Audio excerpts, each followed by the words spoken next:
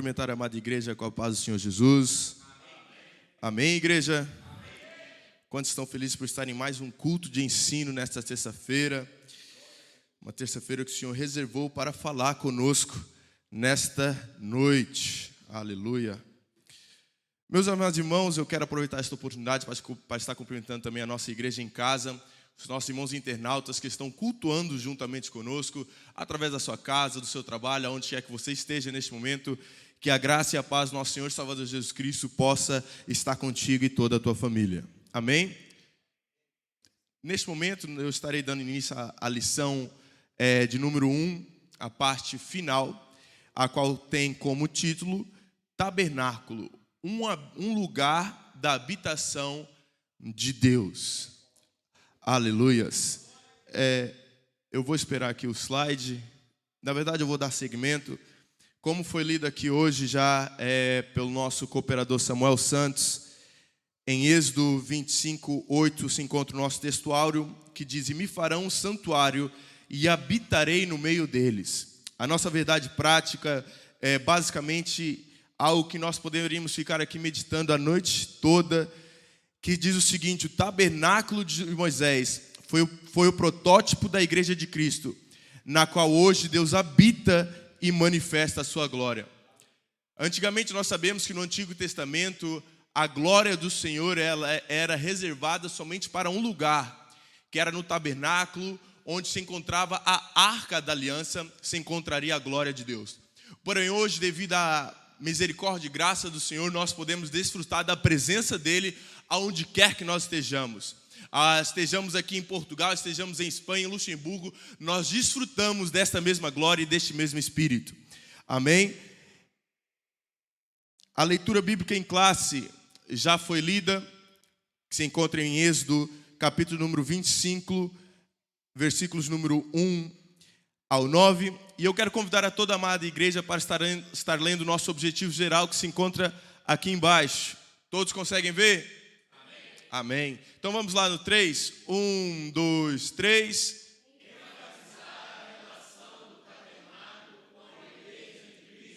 Aleluia. Esse é o nosso objetivo da lição, objetivo geral da lição de hoje. Temos também os nossos objetivos específicos. Vamos lá no 3. 1, 2, 3.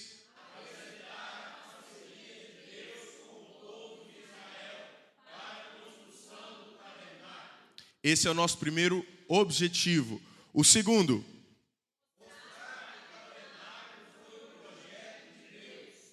e temos por fim o nosso terceiro objetivo da lição de hoje.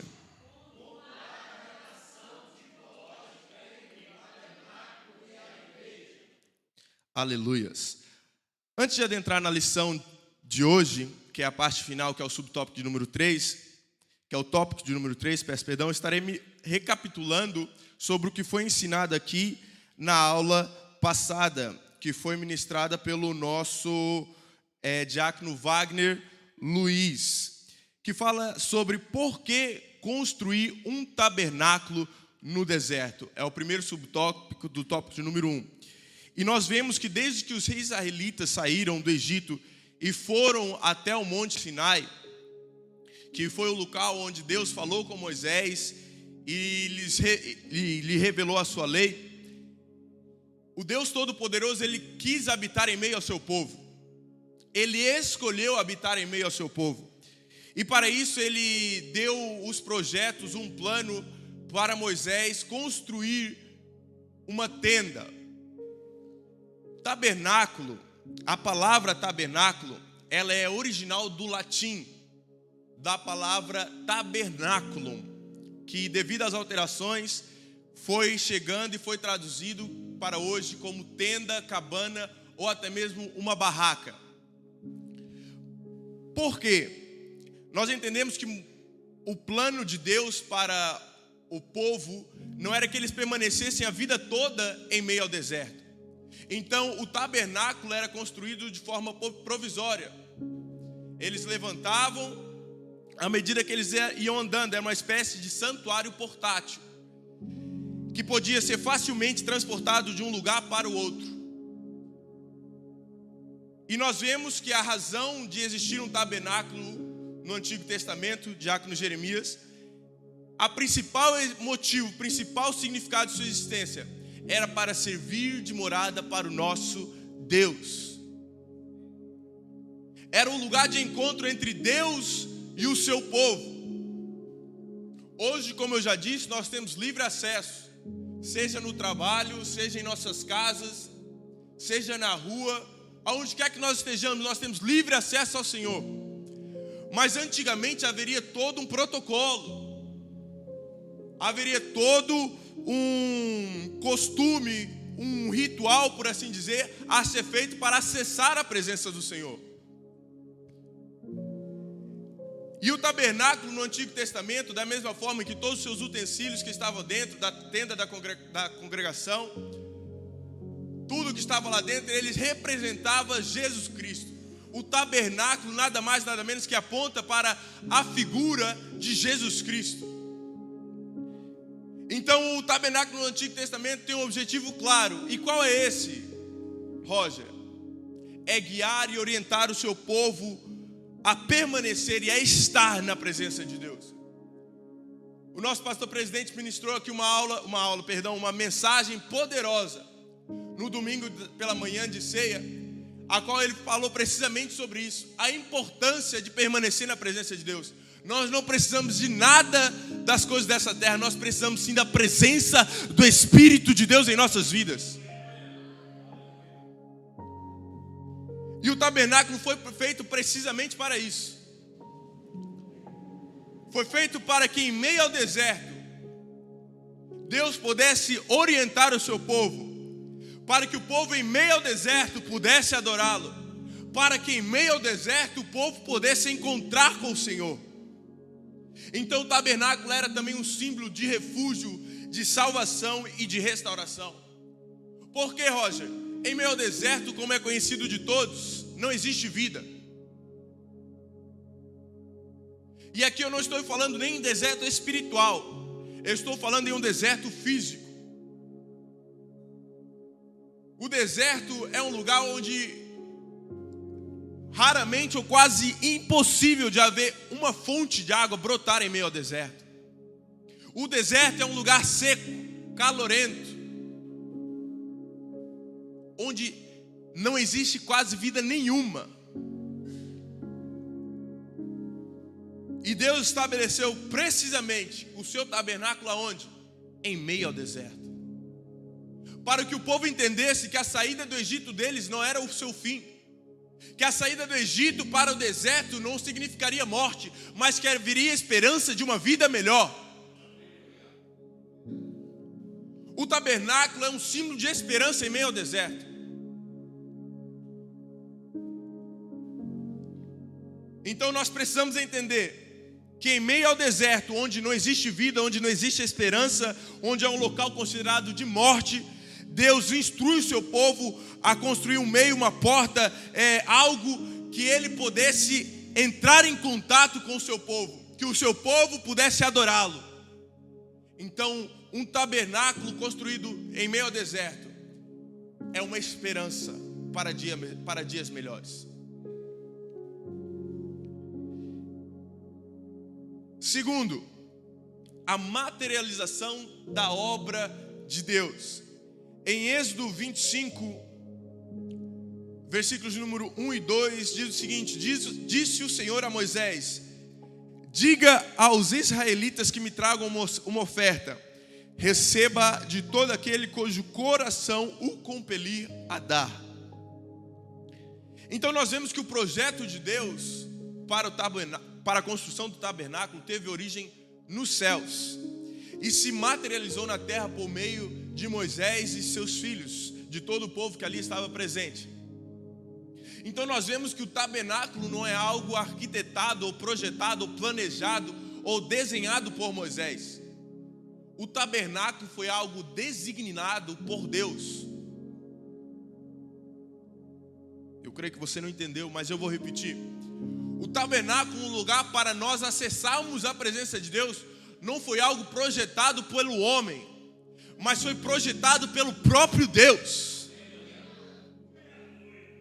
Deus, em sua infinita grandeza, Ele construiu algo que por misericórdia nós pudéssemos acessar a essa presença gloriosa.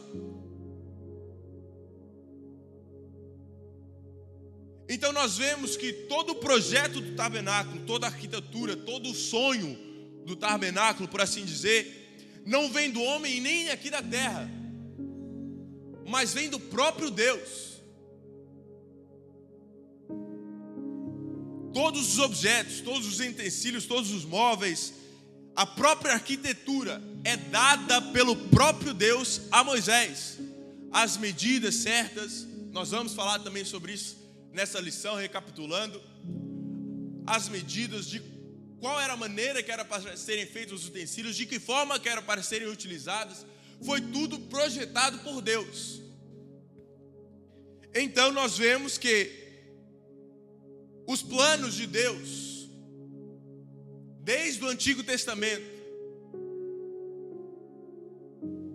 desde os tempos de Moisés, são para a salvação do homem, mas não partem do homem em si, de Deus. Nós vemos que, como eu já disse aqui, o tabernáculo aponta para Jesus Cristo.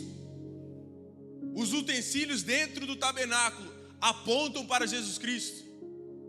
O projeto da salvação do homem não foi algo projetado pelo homem, mas sim por Deus.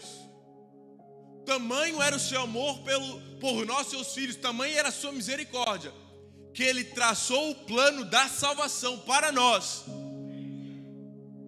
Isso não foi obra de homem nenhum, mas sim do próprio Deus.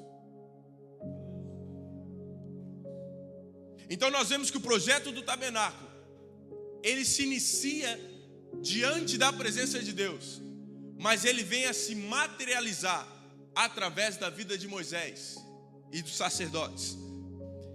Ele se materializa com a contribuição humana. Então nós precisamos entender que a obra de Deus, ela requer uma parceria humana.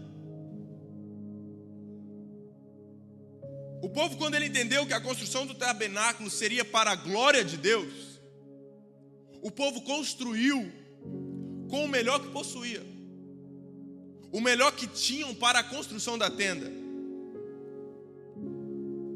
E hoje, no tempo da graça, como é conhecido,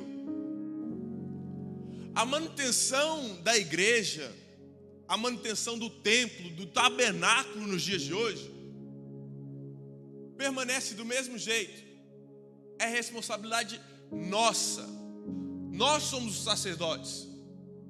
Antigamente os sacerdotes eles vinham de uma tribo específica, e era algo restrito somente para aquela tribo. Qual era a tribo? Nós acabamos de sair do primeiro livro da aula, que era precisamente sobre Levítico. Então eu creio que todos aprenderam. Eu vou perguntar de novo, qual era a tribo? A tribo de Levi, que era da onde viriam os sacerdotes que fariam a manutenção de tudo que estava dentro da tenda da congregação, eles que ofereceriam os holocaustos, as ofertas, somente eles poderiam acessar aquele local. Porém, hoje eu sou um sacerdote, o presbítero Reginaldo é um sacerdote, a Nicole, que está aqui na câmara, é um sacerdote, o diácono Jeremias, que está aqui no pilar, é um sacerdote, a irmã Elaine, que eu estou vendo aqui de cima, é um sacerdote. Todos nós somos sacerdotes, e todos nós temos que dar a nossa contribuição voluntária para a manutenção do tabernáculo, da igreja, do templo do Senhor. Nós não podemos exigir somente do pastor local, nós não podemos exigir simplesmente do pastor presidente, nós não podemos exigir simplesmente do copastor ou do superintendente da igreja. Todos nós somos sacerdotes do templo do Senhor. Então todos nós temos que zelar por ele. Muitas vezes vimos aqui para a casa do Senhor, vimos algumas coisas que precisam ser arrumadas. Ah, não, isso é responsabilidade do pastor. Ah, não, isso é responsabilidade do pessoal que toca instrumento. Ah, não, isso é responsabilidade dos diretores de obras. Ah, não, isso é responsabilidade. Nós sempre procuramos alguém para transferirmos as nossas responsabilidades. Isso é do ser humano. Nós sempre procuramos uma maneira de terceirizarmos as nossas responsabilidades. Ah, não, eu estou precisando de um milagre, então o pastor vai orar por mim no final do culto. Ah, não, eu estou precisando de uma bênção. Ah, não, então o presbítero Ícaro, que tem autoridade, vai orar por mim no final do culto. Mas e a nossa responsabilidade como sacerdote? Hoje em dia não existe uma tribo específica, uma tribo que é limitada para esse serviço. Não são somente os presbíteros, não são somente os evangelistas, não são somente os diáconos, não são somente os pastores. Todos temos acesso à presença de Deus, correto? Então todos somos sacerdotes. Porque para ter acesso à presença de Deus é necessário ser um sacerdote. Então, se nós queremos desfrutar da presença de Deus, automaticamente isso nos torna sacerdotes. Então isso vem com responsabilidades. Não podemos querer simplesmente os direitos, os benefícios da bênção de Deus e não queremos as responsabilidades que vêm com ela. Queremos os benefícios, mas não queremos as responsabilidades. Então nós vemos que hoje em dia, nos tempos de hoje, o dízimo e até mesmo as ofertas alçadas é um assunto problemático em muitas igrejas. E até mesmo na igreja como um panorama geral. Porém, nós precisamos entender que a manutenção do templo, as cadeiras a qual nós sentamos que são tão confortáveis, o microfone que eu uso, as caixas de som que fazem com que vocês ouçam a minha voz, não muito bela, mas ouvem com clareza. Tudo isso provém do quê? Toda esta manutenção, este altar construído com tanta beleza, tecnologia de última geração, câmeras Full HD, 4K e tudo mais. Isso vem da onde? Através dos dízimos das ofertas, que são oferecidos de forma voluntária. Então, nós precisamos entender que para a manutenção dos templos de hoje, são necessários os dízimos e as ofertas. Nos tempos passados também eram. Só que, como eu disse aqui no momento ofertório de domingo, antigamente as pessoas elas recebiam o fruto, o que eles plantavam, eles colhiam e ofereciam ao Senhor. E o dízimo provinha da 10ª parte da colheita do trigo, do tomate, do arroz, da farinha, 10% a 10ª parte do azeite, do gado, tudo que eles tinham. A 10ª parte de tudo que eles recebiam, eles ofereciam ao Senhor.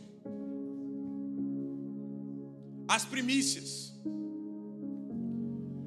E era a primeira coisa, primícia, como nós podemos ver na construção da palavra, é primícia, é primeiro, é a primeira coisa que é feita. O dízimo é a nossa primícia. A primeira coisa que eles faziam após colherem era tirar o que pertencia ao Senhor. Hoje em dia nós não colhemos nem tomate, nem farinha, nem trigo, nem azeite, nem gado. Eu pelo menos não sou fazendeiro, então não tenho. Mas eu tenho meu salário.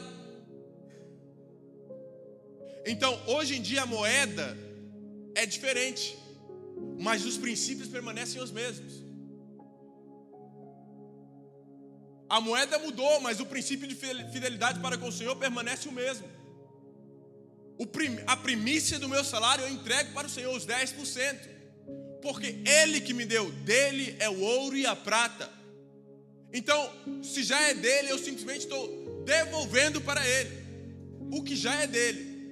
E permaneço com os 90% que Ele me deixa para administrar a minha vida.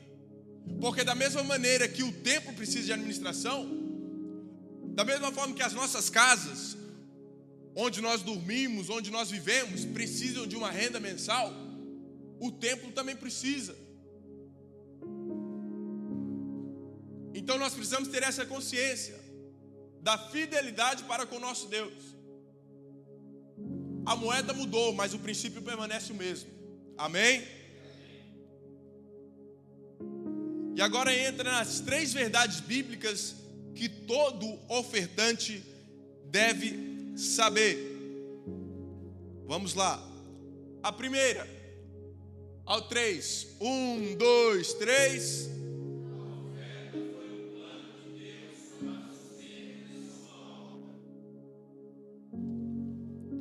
Tal como eu acabei de dizer, a oferta foi um plano de Deus. E aqui eu quero que você preste bastante atenção. Eu estou só recapitulando, então eu quero ser breve, mas eu quero ser sucinto nisso. Porque hoje em dia, se eu falo sobre oferta no meu trabalho, apontam para o pastor. Ah, não, mas é o pastor que requer o seu dinheiro. Mas hoje nós estamos aprendendo que a oferta foi um plano de quem? A oferta foi um plano de quem? De Deus, para o sustento da sua obra. A oferta não foi ideia de Moisés. A oferta não foi ideia de Arão. A oferta não foi ideia de homem nenhum, mas veio do próprio Deus. Na sua infinita sabedoria, ele já sabia que a sua obra ia necessitar de sustento, que a sua obra ia necessitar de manutenção. Então nós vemos que a oferta foi um plano de Deus. E no Antigo Testamento, nós precisamos entender que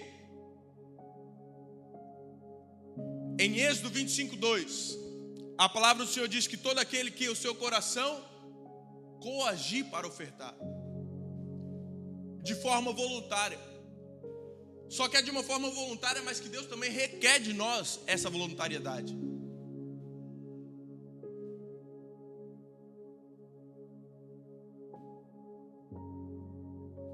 Nós precisamos entender que para mudarmos as nossas vidas financeiras, nós precisamos ser fiéis ao Senhor. Que a oferta não é para encher bolso de pastor. A oferta não é para encher bolso de missionário. A oferta não é para encher bolsos ou banco da igreja. A oferta é para te abençoar. Segunda verdade, que todo ofertante deve saber. O ato de ofertar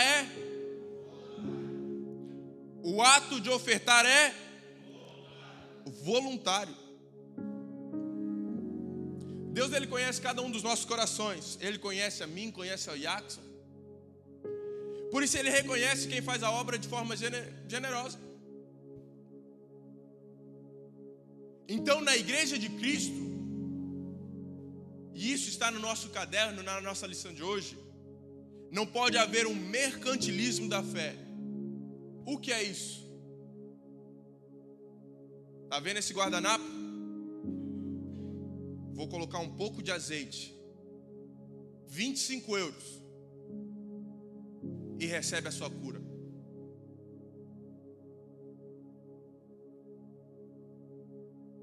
Olha, está vendo esse passador? Última geração. Vou derramar 2 gotas de azeite, 100 euros. As suas ministrações irão mudar por completo.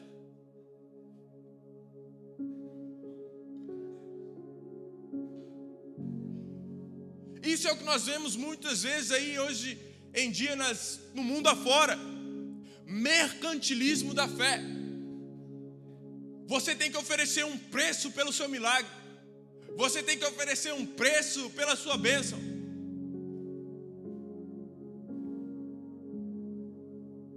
Deixa eu já te dizer isso com toda a certeza.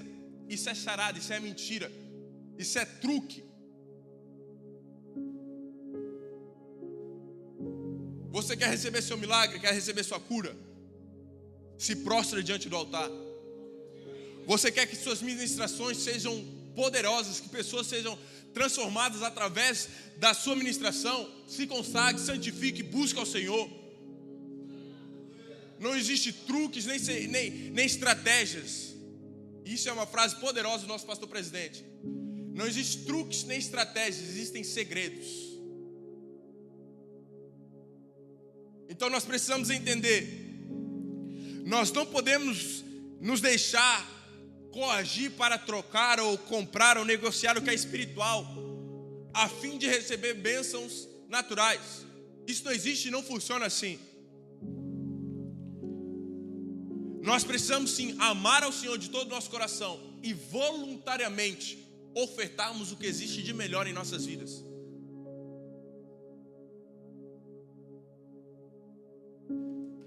Terceira verdade bíblica: fidelidade ao Senhor trará abundância. Essa aula para mim foi muito poderosa e falou poderosamente comigo. Se você puder, tire esses 3 subtópicos das 3 verdades bíblicas que todo ofertante deve saber e anote na sua Bíblia, no seu caderno, no seu telefone, coloca na porta da geladeira, na porta da casa, no seu escritório, aonde você estiver, que isso daqui são segredos valiosos. Segredos valiosos. Fidelidade ao Senhor trará abundância. E a Bíblia nos ensina que quem é fiel no pouco, no muito será recompensado. Mas em Êxodo 36:5, que é o que a nossa lição fala, mas eu quero ler do Êxodo 36, do 5 ao 7, do 2 ao 7, é uma leitura um pouco extensa, mas eu vou ler de forma rápida, porém sucinta, para que todos possamos compreender. Então Moisés chamou Bezalel e Aholiabe, e todos os homens capazes a quem o Senhor dera habilidade e quem estavam dispostos a vir e realizar a obra. Receberam de Moisés todas as ofertas que os israelitas tinham trazido para a obra de construção do santuário. E o povo continuava a trazer voluntariamente ofertas manhã após manhã.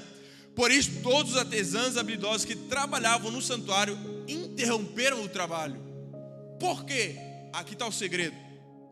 E disseram a Moisés: Moisés, o povo está trazendo mais do que o suficiente para realizar a obra que o Senhor ordenou. Eu vou repetir. Moisés, o povo está trazendo mais do que o suficiente para realizar a obra que o Senhor ordenou. Então Moisés ordenou que fosse feita esta proclamação em todo o acampamento: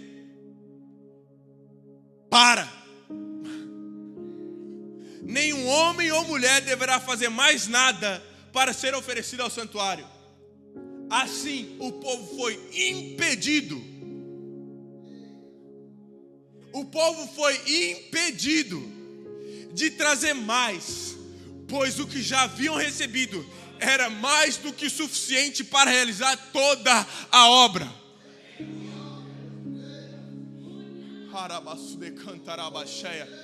Eu me emocionei lendo esses versículos em casa, meus irmãos. Eu não estive presente na oração de sexta-feira porque estava celebrando 1 ano do meu casamento, mas notícias correm rápido e o nosso pastor voltou a citar aqui na ceia. Nós sabemos do que está acontecendo em meio ao nosso ministério. Este ano é o 10º ano de contrato, de arrendamento deste local, do templo central. O Senhor, Ele é infinito e poderoso para fazer muito mais do que nós pedimos. Nenhum amém. Somente o nosso presidente ali deu um aleluia bem forte. Mas o nosso Senhor é dono do ouro e da prata. Nós oramos para que a vontade dEle seja feita em nossas vidas. Mas ao ler esse versículo, o povo está trazendo mais do que o suficiente para completar a obra que Deus designou. Eu creio que nós iremos vivenciar isso em nossas vidas. Eu creio que nós iremos vivenciar isso em nossas vidas.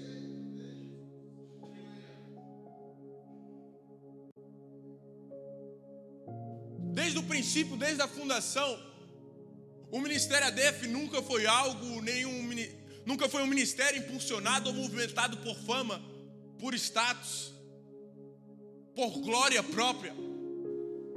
Tudo que foi feito desde a rua sem saída foi para glorificar o nome de Deus. E já são 13 anos e os nossos princípios não mudam e não mudarão.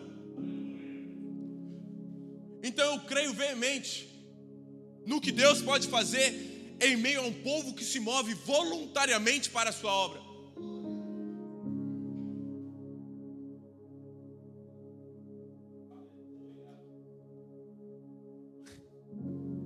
Seja fiel ao Senhor, meus irmãos. Fidelidade ao Senhor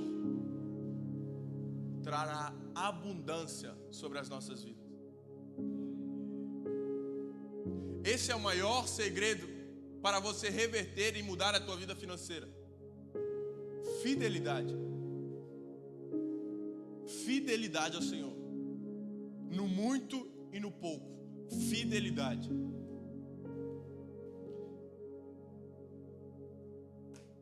Então, síntese do tópico número 1. Deus estabeleceu uma parceria com o seu povo para construir o tabernáculo.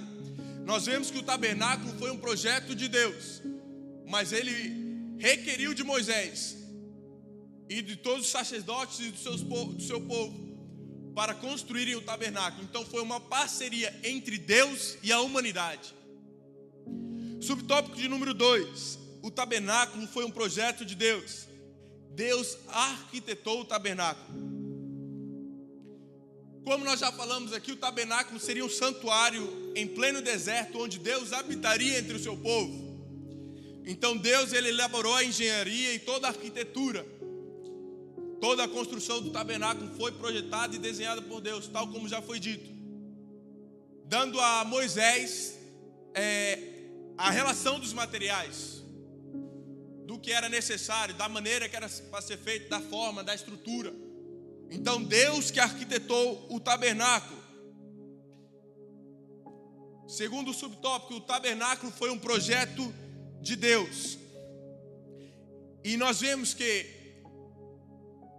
embora Moisés tenha feito o tabernáculo, como já foi dito aqui, o tabernáculo foi projetado pelo Senhor. Nenhum item que estava dentro do tabernáculo era fruto da mente engenhosa de Moisés. Embora nós conheçamos que ele cresceu entre o povo mais nobre, ele cresceu entre os filhos, netos, entre os príncipes do Egito, entre a família do faraó. Então nós cremos e vemos que a educação de Moisés durante a sua infância e a sua adolescência foi da melhor. Se hoje nós podemos trazer para os dias de hoje, foi nas escolas mais caras, nas escolas privadas da alta classe, da alta nobreza.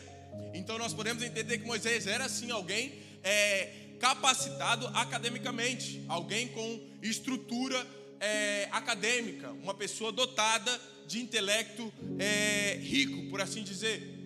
Mas nós vemos que nenhum ponto, nenhuma vírgula, nenhuma pedra do tabernáculo foi ideia de Moisés.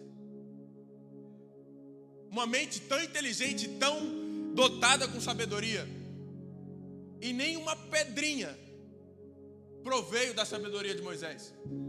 Partiu do próprio Deus. Moisés foi simplesmente a mão de obra. Não foi o arquiteto, mas foi o mestre de obras. Foi quem construiu e desenvolveu o tabernáculo. E nós trazemos para os dias de hoje. A igreja não é um projeto do homem. O Ministério ADEF não é um projeto do homem. A Comadef não é um projeto do homem.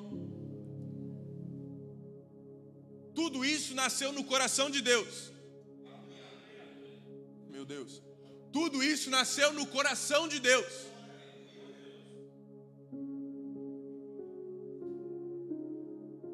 E através da vida do nosso pastor presidente, pastor Abraão Robson Ferreira, ele está desenvolvendo o sonho de Deus aqui na terra. Da mesma forma que foi com Moisés, acontece nos nossos dias, acontece em nossas vidas, acontece em nosso meio nos dias de hoje. A igreja não é um projeto do homem, é um plano, é um projeto de Deus. E todo projeto de Deus precisa de um homem de Deus. Não para a glória do homem, mas para a glória do próprio Deus. Vamos avançar, que o tempo já está indo. Terceiro subtópico, o plano térreo do tabernáculo. Temos aqui a planta do tabernáculo, temos aqui a vista geral e a vista interior do tabernáculo. E o plano térreo do tabernáculo, como diz ali o nosso terceiro subtópico, ele constitui um espaço físico de aproximadamente 100 por 50 côvados, ou 50 por 25 metros. E na lição de hoje, nós vemos que um côvado, ele corresponde à distância entre o cotovelo e a ponta do dedo médio do homem. Então é um côvado. Então, mas para facilitar, eu vou usar as medidas já convertidas aproximadamente.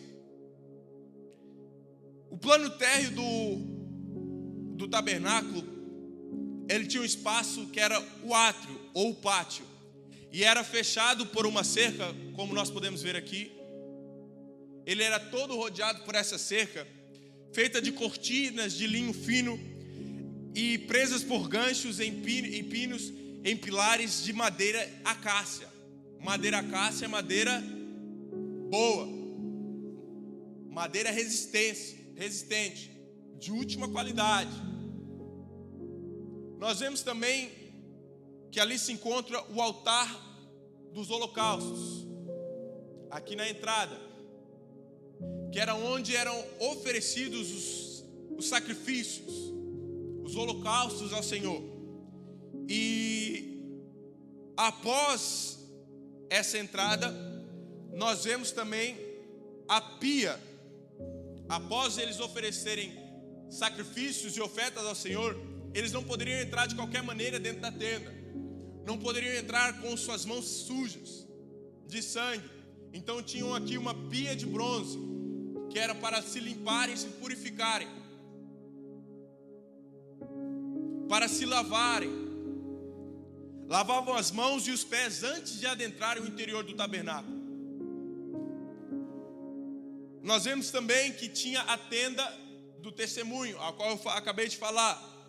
E dentro da tenda era dividida em duas partes, como nós vemos aqui embaixo, nesta imagem representada, que era o lugar santo e o lugar santíssimo. O lugar santo, este é o véu. Creio que a imagem esteja um pouco pequena para os irmãos poderem ver, mas aqui está o véu. Aqui fica o lugar santo e o lugar santíssimo, onde ficava a arca da aliança, onde ficava a presença do Senhor. Dentro do lugar santo, como eu acabei de falar, havia o candeeiro de ouro, que se encontra aqui, com as suas 7 lâmpadas. Havia também a mesa onde ficavam os pães da proposição, ou os pães da presença, ficava de frente para o candelabro. E havia também um altar do incenso. No lugar santíssimo, onde se encontrava a única mobília, o único artefato, por assim dizer, que era a arca do concerto, a arca do testemunho, ou a arca da aliança, como nós conhecemos, que era onde se encontrava a presença do Senhor. E este é todo o plano térreo do tabernáculo. Vemos que foi desenhado ao mínimo detalhe. Aqui nós estivemos vendo, e aqui tem a planta por cima. Como eu disse, a entrada, o altar do holocausto, a pia de bronze, o candelabro de ouro, a mesa dos pães, o altar do incenso, o véu que já foi rasgado e a arca da aliança. Aleluias. Então, síntese do tópico de número 2. Deus arquitetou o tabernáculo dando o plano térreo da estrutura a Moisés. Como nós reparamos, meus irmãos, não foi uma arquitetura simples. Não foi algo organizado de qualquer maneira, de qualquer jeito. Foi planejado ao mínimo detalhe. Até mesmo as medidas foram dadas a Moisés. Então nós vemos que através deste tópico, Deus projetou o tabernáculo. Ele projetou o seu lugar de habitação aqui na terra. Deus que arquitetou todas as estruturas, todos os elementos e componentes que seriam utilizados na construção e posteriormente. Porém, nós vemos também que foi Moisés e o seu povo que construíram o tabernáculo. E então adentramos na aula de hoje a relação tipológica entre o tabernáculo e a igreja. A importância dos aspectos tipológicos do tabernáculo é o nosso subtópico de número 1. Eu queria convidar a toda a igreja para estar lendo ao 3 juntamente comigo a passagem que se encontra em Romanos 15, 4. 1, 2, 3.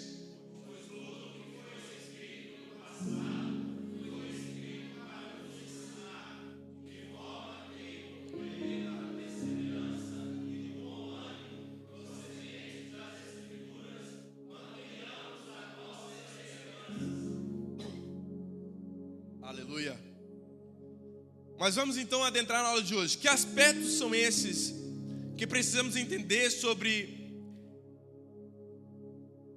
a igreja e o tabernáculo? O tabernáculo que Moisés construiu no Antigo Testamento deixou profundas lições para a igreja na atualidade. Lições como lições litúrgicas, lições de fé, lições de símbolos de adoração a Cristo. E nós precisamos entender que toda essa simbologia utilizada no tabernáculo demonstram e representam uma verdadeira adoração em meio ao deserto. Nós precisamos entender que nessa tipologia, nos dias de hoje, nós não vivemos em um deserto físico, como eu mencionei no início dessa aula. Em muitas regiões no mundo, nós contemplamos um deserto espiritual.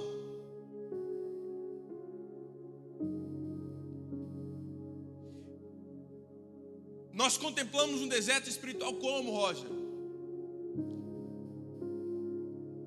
Nas escolas nos dias de hoje, e eu não estou falando de adultos, não estou falando de pessoas já com mente formada, mas estou falando de crianças. Estão tentando implementar a ideologia de gênero. Estão tentando implementar que desde criança, desde pequeninos, eles podem escolher o sexo deles. Podem escolher se querem ser homem, se querem ser mulher, ou agora um não binário, o famoso todes. Indefinido, não sabe o que é. Isso é um deserto espiritual, meus irmãos. E nós como igreja, nós precisamos nos atentar para isso. Mas da mesma forma que Deus estabeleceu um tabernáculo em meio ao deserto físico, no Antigo Testamento, nos tempos de Moisés, Ele estabelece um tabernáculo espiritual nos dias de hoje. Aonde? Através da minha e da sua vida. Antigamente, era necessário uma tenda e a arca da aliança para Deus manifestar a sua glória. Mas hoje as nossas crianças, e já temos vários testemunhos das crianças do Ministério ADEF, contando em meio às suas escolas, que eles chegam lá e batem o pé e falam, não, comigo não. Porque da mesma forma que para o povo de Moisés, a tenda, o tabernáculo foi um refúgio, foi uma esperança de dias melhores. Através das nossas crianças nos dias de hoje, é a promessa e a esperança de dias melhores. Antigamente o tabernáculo era exclusivo, era de acesso exclusivo, diácono Jeremias, para os sacerdotes. Hoje em dia nós somos morada do Senhor. O nosso corpo é templo da habitação do Espírito Santo. Então não importa onde você esteja, não importa se você está dentro da igreja, se você está no seu trabalho, na sua escola, se você está na rua, seja casa de Deus, seja moradia do Espírito Santo. Se vierem com ideias erradas, com essa conversa furada, bata o pé e fala, não, eu sei o que foi estipulado no Éden. Homem é homem, macho é macho, mulher é mulher. E não tem conversa contrária. Não Não tem conversa furada. A conversinha, mas é criança ainda não sabe o que quer. Criança não sabe mesmo o que quer não, meu irmão. Quer dar uma definição dessas para uma criança? Aleluia. Então nós precisamos entender que da mesma forma que nós lemos em conjunto hoje, Romanos 15:4, pois tudo que foi escrito no passado foi escrito para nos ensinar. Nós aprendemos no nosso curso de teologia básico do nosso SEC, que é dado pela nossa Comadef, pela nossa convenção, que o Antigo Testamento valida o Novo e o Novo valida o Antigo. Nós não podemos pegar partes isoladas da Bíblia e queremos aplicar para a nossa vida. Pegar versículos isolados e queremos vivenciar segundo uma frase ou um versículo. E é isso que muitas pessoas têm feito. Têm aceitado a maioria dentro da igreja. Ai não, Roger, se nós pregarmos que homossexualidade é pecado, as pessoas fogem da igreja. Ah, Roger, se nós pregarmos que pornografia é pecado, as pessoas fogem da igreja. Ah, Roger, se nós pregarmos que idolatria não se pode, é errado, as pessoas fogem da igreja. Nós paramos de pregar o que é errado por medo das pessoas saírem da igreja. Mas e as pregações sobre santidade, onde é que elas entram? Deus não aceita o seu povo de qualquer maneira, Ele nunca aceitou. Deus não aceita o seu povo de qualquer maneira, Ele nunca aceitou. Hoje em dia vemos por aí cristãos querendo viver uma vida facilitada, uma vida, um evangelho onde tudo é permitido, um evangelho onde se eu fizer isso ou aquilo, isso é no meu íntimo com o Senhor, isso não vai afetar, Deus me falou que pode. Agora deixa eu te dizer uma coisa, eu não creio em um Deus que discorda com aquilo que Ele mandou escrever.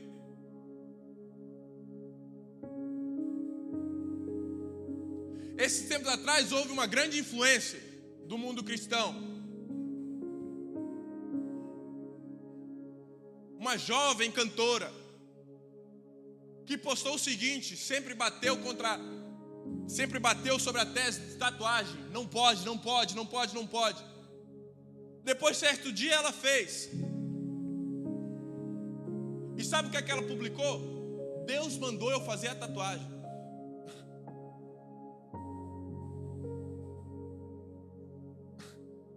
Eu não creio em um Deus que vai ao contrário do que aquilo que a Bíblia ensina,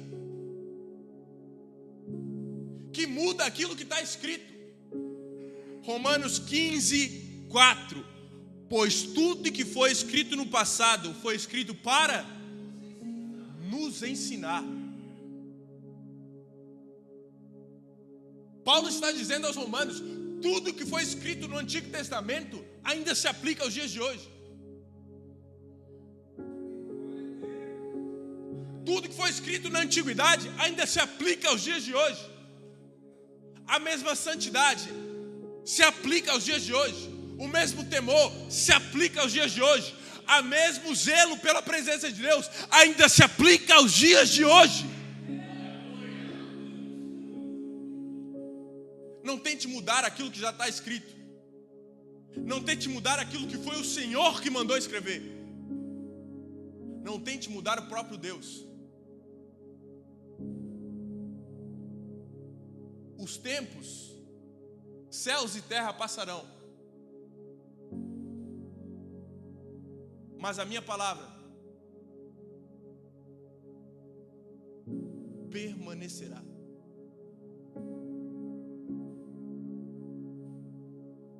Vamos avançar para o segundo subtópico e terminar a aula de hoje.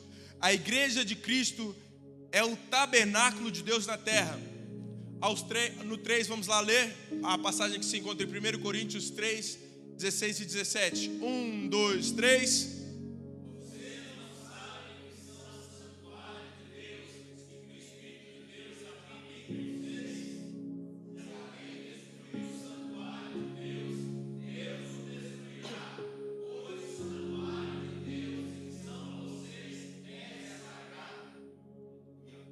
Então nós precisamos entender que a igreja de Cristo é o tabernáculo de Deus na terra. O tabernáculo, ele simboliza a igreja de Cristo edificada.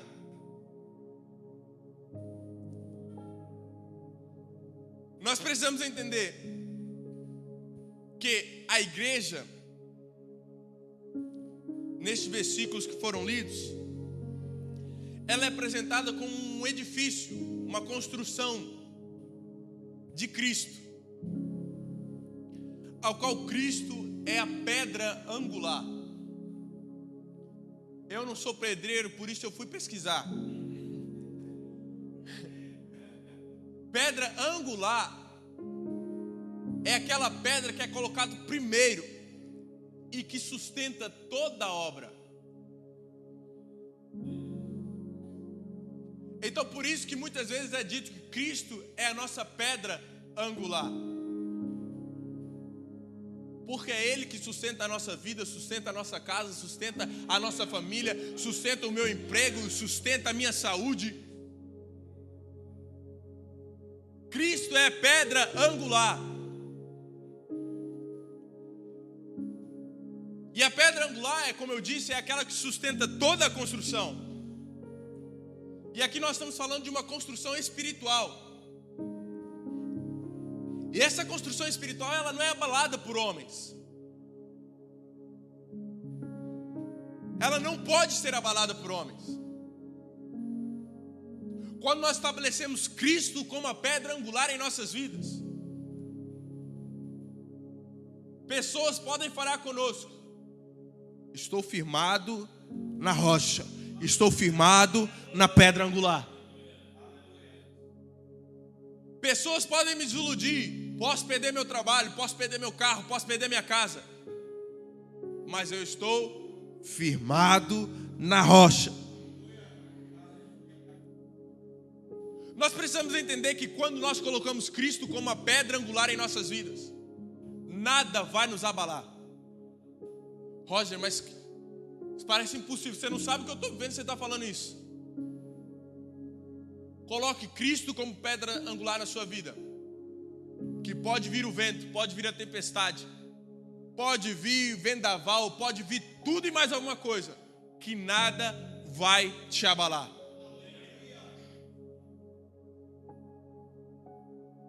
Nós precisamos entender que a igreja de Cristo é o tabernáculo de Deus na terra. Tabernáculo, como eu disse, é lugar de moradia de Deus. O local onde Deus habita é em meio ao seu povo. Ele assim quis desde o Antigo Testamento e Ele assim ainda quer nos dias de hoje. Então nós precisamos ter esse zelo de entender que a construção espiritual que eu estou falando aqui, que não é abalada por homens, ela é construída por Deus, estabelecida por Deus.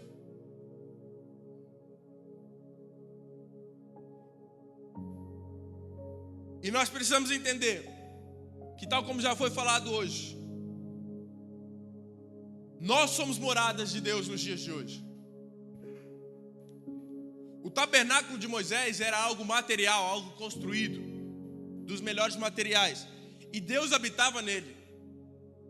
A igreja é o tabernáculo espiritual onde Deus, hoje, Ele habita e se manifesta com a sua glória, com o seu poder, com a sua majestade. Então nós entendemos que a igreja de Cristo permanece sendo o tabernáculo de Deus na terra. Quantos podem dar um amém? Tabernáculo é lugar de moradia de Deus. E a igreja de Cristo tem que permanecer sendo moradia de Deus. Só que tem um detalhe. Da mesma forma que para o tabernáculo eram exigidas purificação, santificação, para Deus se fazer presente no nosso meio nos dias de hoje, esses requisitos ainda permanecem os mesmos. Deus, Ele não aceita, Ele não habita em lugares impuros. Deus, Ele não habita e não se manifesta em lugares impuros. E como eu disse, hoje essas 4 paredes que estão aqui à nossa vista, elas não representam o tabernáculo de Deus. A igreja de Cristo sou eu e você. O tabernáculo, o lugar de moradia de Deus, sou eu e você. Então, se nós queremos que Deus habite em nossa vida, se nós queremos sentir a presença, se nós queremos que Deus manifeste a sua glória em meio à nossa casa, em meio à nossa família, em meio a todas as áreas da nossa vida, temos que buscar a santidade. Santidade e reverência. Nós precisamos nos permanecer puros em meio ao mundo de impurezas, porque nós não fomos chamados para viver conforme eles. Nós somos um povo escolhido. E nós precisamos entender isso. Queremos que Deus habite em nossas vidas, precisamos ser puros, precisamos nos santificar. Amém? Glória a Deus. Próxima aula: os artesãos do tabernáculo. Sábado, no dia 17/6/2023, às 18 horas. Amém? Eu quero agradecer aqui a oportunidade ao nosso pastor presidente. Quero agradecer a oportunidade ao nosso pastor local, João Paulo Moreira, que tem me dado a oportunidade de desenvolver o meu ministério e está dando estes ensinos poderosos que têm edificado, creio eu, não somente a minha vida, mas também a vida de toda a igreja. E eu queria fazer um agradecimento especial à minha esposa. Nós completamos 1 ano de casado e eu entendi que a eternidade é pouco tempo para passar ao lado dela. Eu não estou fazendo isso, não é para as pessoas pensarem que eu sou um bom marido. Nossa, o Roger faz declarações em público. Não, é porque realmente eu entendo que se o homem que eu sou hoje, se a pessoa que eu me tornei hoje, se a igreja olha para mim e me vê um bom homem, uma boa pessoa, saibam que 50% foi influência da minha esposa e 50% foi o próprio Deus me mudando. Então eu sei que se hoje eu sou quem sou, se deve muito a você, meu amor. Então eu preciso reconhecer isso. 1 ano é pouco tempo. Amém? Eu agradeço a oportunidade e passo para o nosso pastor presidente, que estará dando continuidade à aula de hoje.